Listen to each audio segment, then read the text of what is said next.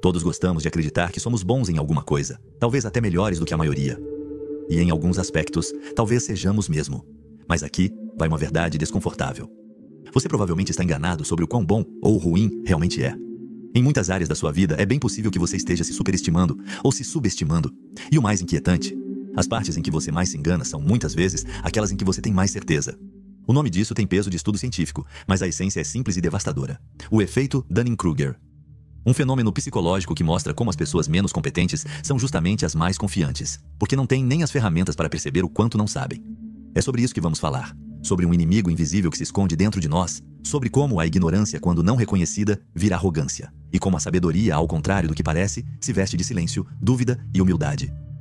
Existe um tipo de vilão que não chega com gritos nem armas. Ele não invade sua casa, não rouba seu dinheiro, ele se instala, silencioso, dentro da sua mente. E o mais perigoso, ele faz você acreditar que é o herói da história.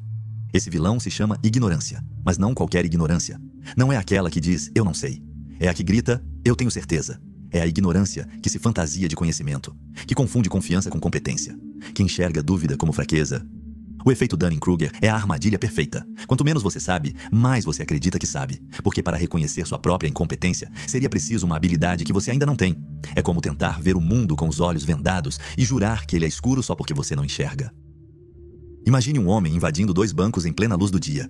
Sem máscara, sem boné, sem qualquer disfarce. Ele olha para as câmeras de segurança e sorri. Está certo de que não será reconhecido. Quando a polícia o prende horas depois, ele não reage com violência. Ele reage com surpresa. Mas eu usei o suco de limão, ele diz, genuinamente confuso. O nome dele era MacArthur Wheeler, e ele acreditava, com toda a certeza possível, que passar suco de limão no rosto o tornaria invisível para câmeras de segurança. Porque o limão pode ser usado como tinta invisível em cartas antigas. Ele concluiu que sua lógica funcionaria também com vigilância eletrônica.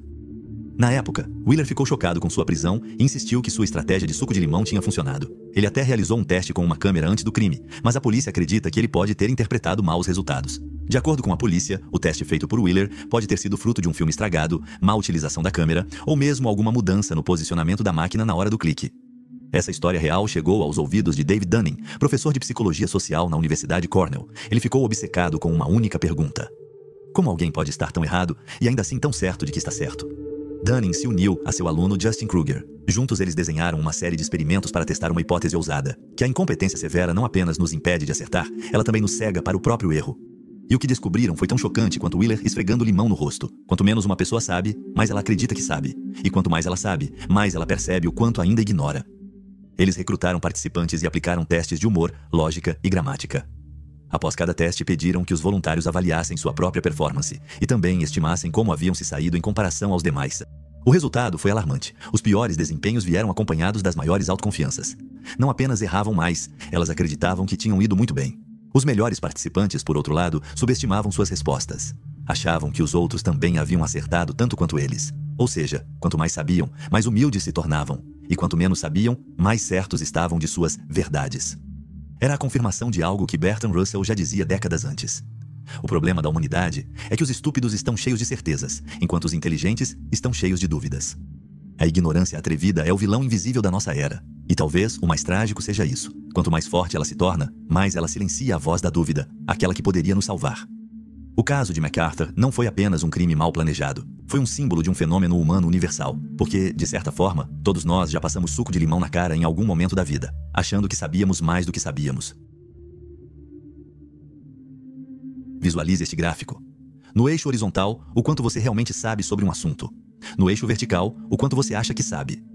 Agora, imagine o que acontece no início da curva. Você mal começou a aprender, mas sua confiança dispara.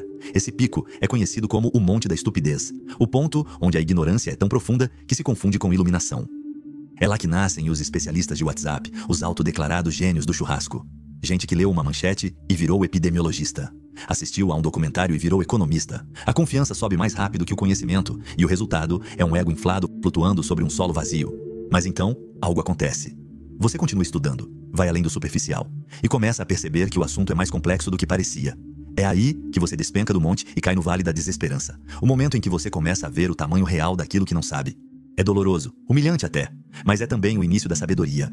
A partir desse vale começa uma nova ascensão, a rampa da iluminação. Uma jornada mais lenta, mais real. Sua confiança vai voltando, mas agora baseada em conhecimento verdadeiro.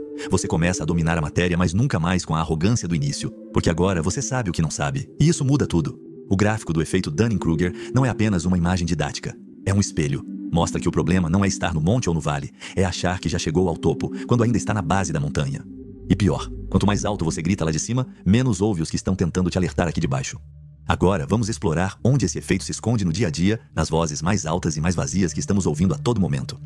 Você já percebeu como, em muitas reuniões, debates ou até jantares em família, quem fala mais alto nem sempre é quem tem mais a dizer? A sala se enche de opiniões, certezas, diagnósticos. E quase sempre, aquele que levanta a voz com convicção é o que menos estudou, menos refletiu, menos duvidou. Isso não é coincidência. É o efeito Dunning-Kruger em ação. A pessoa que sabe pouco não tem como perceber o quanto sabe pouco. Falta a ela justamente a habilidade de reconhecer sua ignorância. E como não vê seus próprios erros, ela acredita que está certa, que tem razão, que os outros é que não entendem.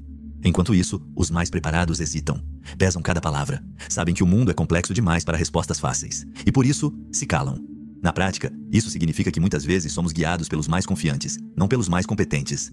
Seguimos conselhos de quem grita mais, não de quem pensa melhor. E assim, a ignorância atrevida domina espaços que deveriam ser ocupados pela sabedoria discreta. Na internet, então, esse fenômeno se amplifica. A lógica das redes favorece quem tem certezas, não quem tem perguntas. O algoritmo impulsiona o extremo, o absoluto, o simplificado, não o estudo, a dúvida ou o cuidado. O resultado? Milhões de vozes, mas poucas ideias. Muito ruído, pouca escuta. E uma perigosa ilusão, a de que saber é apenas parecer que sabe. Mas por que os verdadeiros especialistas duvidam tanto de si mesmos? Porque os mais preparados são justamente os que mais hesitam. É hora de revelar a outra face do efeito Dunning-Kruger, a mais silenciosa, a mais solitária e a mais verdadeira. Enquanto os ignorantes se agarram à certeza como quem segura uma boia em alto mar, os verdadeiros especialistas vivem cercados de perguntas. A dúvida para eles não é uma fraqueza, é um farol. Mas há um preço a pagar por enxergar com clareza. Você começa a ver o tamanho do oceano. E quanto mais você sabe, mais entende o quanto ainda falta aprender. É como acender uma lanterna no escuro e perceber que a escuridão vai muito além do que você imaginava.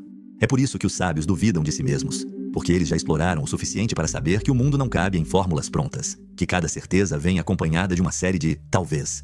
Esse fenômeno tem nome: modéstia epistêmica, a humildade de reconhecer os limites do próprio conhecimento. Mas no mundo atual, essa virtude é vista como hesitação, e hesitar para muitos é perder espaço. Enquanto isso, os que estão no topo da ignorância, lá no monte da estupidez, continuam firmes, dando palestras, formando opiniões, sem saber que não sabem. É por isso que tantos profissionais brilhantes ficam calados. Eles acham que sua competência é comum, que o que sabem, todo mundo sabe. É o que os estudos chamam de falso consenso.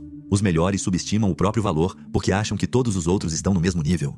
Esse silêncio é perigoso, porque ele abre espaço para o barulho da superficialidade, para a arrogância de quem nunca olhou fundo. Isso nos coloca diante de um paradoxo. Nunca tivemos tanto acesso à informação e nunca estivemos tão vulneráveis à desinformação. Porque o excesso de dados, sem estrutura, sem profundidade, gera apenas uma ilusão de saber. É a era do li um artigo e virei especialista, do vi um vídeo e agora ensino, do não confio na ciência, confio no meu instinto. Mas há uma saída, um caminho possível entre a arrogância da ignorância e o silêncio da sabedoria, e ele começa dentro de nós. Existe um momento raro e transformador na vida de uma pessoa, aquele em que ela percebe que não sabe tanto quanto pensava. Não é fácil chegar até ele, requer coragem para olhar no espelho e enxergar as rachaduras do próprio saber. Esse momento é o início da metacognição, a capacidade de pensar sobre o próprio pensamento, de observar suas certezas com desconfiança, de perguntar: será que estou vendo tudo ou apenas o que quero ver? A metacognição é o antídoto natural ao efeito Dunning-Kruger. Ela não nos impede de errar, mas nos dá a chance de perceber o erro, de ajustar o curso, de aprender. E como cultivá-la? Primeiro, com humildade ativa. Saber que somos falhos não basta. É preciso querer aprender, buscar feedbacks, escutar mais do que falar. Segundo, com curiosidade verdadeira. Não aquela que busca confirmar o que já acreditamos, mas a que se encanta com o desconhecido.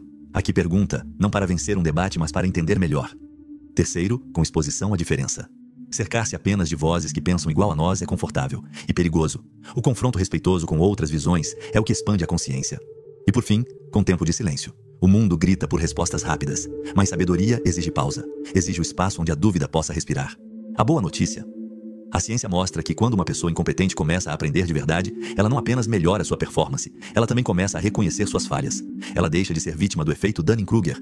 Não porque passou a saber tudo, mas porque finalmente entendeu que saber é um caminho, não um destino. E é nesse ponto que começa a verdadeira inteligência. Aquela que não precisa de palco, nem de aplauso. Aquela que é capaz de dizer com serenidade: eu não sei, mas quero saber.